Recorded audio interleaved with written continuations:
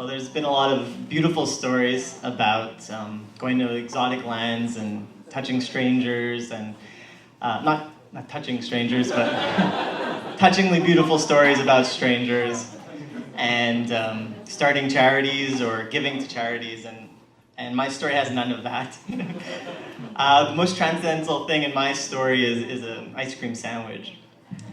But let's do this. So I'm going to take you to a much more exotic land than Ghana or a trip around the world.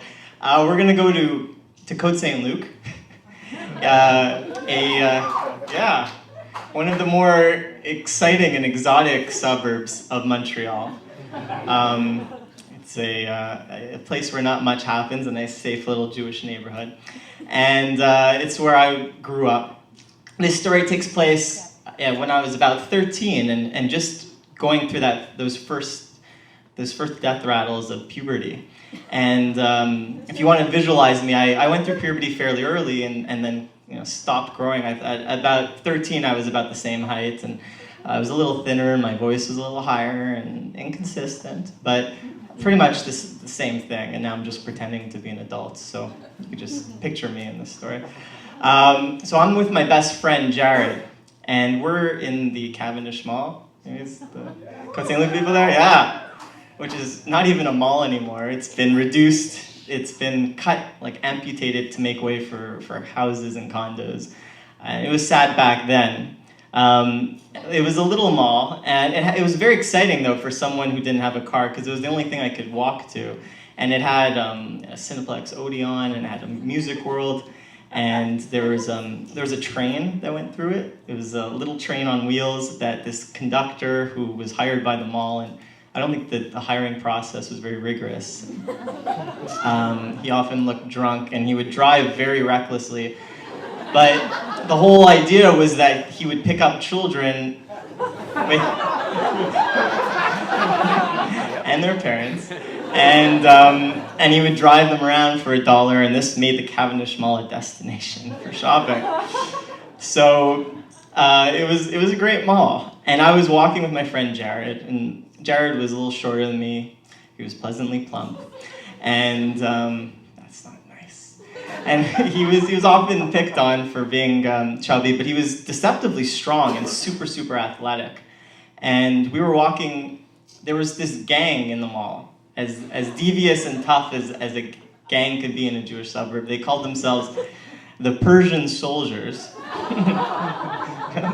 They were not Persian. They were not soldiers, but they were 2 years older than us, which was enough for us to be scared of them. Especially when some of us hadn't even gone through puberty. That's a disadvantage. So we were walking, and Jared and I made contact with one of them, and he gave us a look, and we were both confrontational people, and so we gave him a look back, So he came up to us, and he grabbed Jared, and he pushed Jared up against the side of the mall, and it was Canadian Tire, and he said, "Give me your wallet." So what could have happened next could have gone a lot of different ways, but it was the best way possible what happens next. Jared, who's half a foot shorter, grabs the guy, spins him around, pushes him against the wall, and says, "No, you give me your wallet." Which was delightful. Amazing. And just to show that he really meant it, and I don't condone this, then Jared punched him in the stomach. So the guy's shocked, and he gives Jared his wallet. And he goes, "You're so dead, bro." And he runs towards the food court where all of his cousins are waiting, the gang, to come and get us. And Jared and I look at each other, and we're like, "That was amazing." And then we realize we're going to get our asses kicked. So we start running, and we run into the Music World. And we're hiding. I think it was 1993. We're between Dance Mix 93 and the first Bare Naked Ladies album. We're coddled there. We're feeling very not safe. And we're like, how are we going to get out of here? We have to get to the other side of the mall. We're going to have to cross them. We're going to have to go past the food court. which was like their bee nest. They loved the food court. And then we hear the bell of that train going by. So I say to Jared, we're gonna hop the train. We're just gonna ride it. Straight home to freedom. So we start running towards this train, and we're running at it. And it's not like in the movies. This train's going like 1, maybe 2 kilometers an hour. So we're able to make up the distance. And in the back, in the caboose, you have the little kids. And they're all like, yeah, come on. And then you have their parents who are like,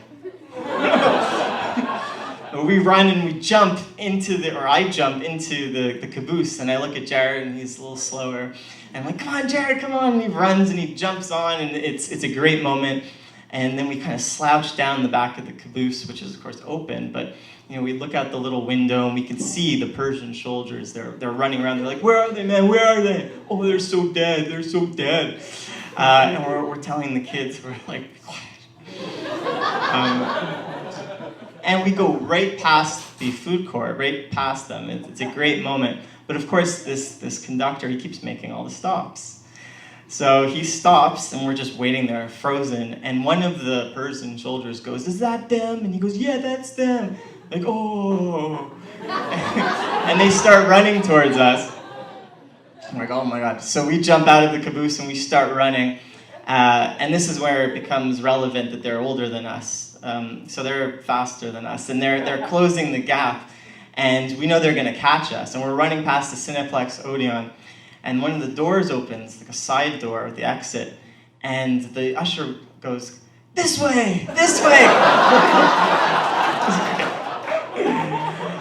So we run into the exit, and he slams the door, and then a few seconds later we hear them banging on the door. No way, where'd they go? And the usher looks at us, and I guess he was just, on adrenaline and instinct, and then all of a sudden he realizes he doesn't know what's going on. If we're the good guys or the bad guys, I don't know. It's like he's watched a lot of movies, and he just went with it for a second. So he said, what's going on? And we're like, well, they tried to rob us, but then we robbed them. And he was a nerdy usher boy, and he looked at us and he said, this is excellent news. And he was immediately on our side. So we're in this safe little hallway behind the screens, and he's follow me. So we walk and we go behind one of the stands. I remember it was Jurassic Park was playing, and we could hear the dinosaurs. It was a huge rush, and he takes us to kind of this, in hindsight, really pathetic room with just one light flickering. But back then, it looked like this nest of security, and all the other usher boys were back there playing like magic. And he's like, gentlemen, we have to help these guys escape. So they all huddle around, and he takes out a piece of paper, and he starts drawing a map of the Cavendish Mall on it. He's like, we're over here, and we've got to get you over there, and they're here. He's like, okay, we're going to go through the side alleys of the movie theater, and we're going to dump you out at the back end where the garbage is, and they're not going to know that that's an accident. And he's really confident, so we're like, all right. He leads us through this maze and to the garbage, and opens the door, and we look out, and there's nothing there. There's just a really old dude walking by, and it looks safe, so we take a step and another step, and then he goes, okay, bye. And he slams the door. His courage was gone. And Jared and I just start slowly walking, and then we get to the back, and they're not there, so we just start running. And this is a huge rush, and we're just like, let's just run all the way home. And as we pass the gas station on the way home, Jared stops. He's like, wait. What are you doing? Come on, they're going to kill us. And he goes into the gas station, and he takes out the guy's wallet. And he buys himself an ice cream sandwich. And he's like, all right, now I'm ready. And then we start running, and he's like eating it while we're running. He's like, this is so great. Thank you.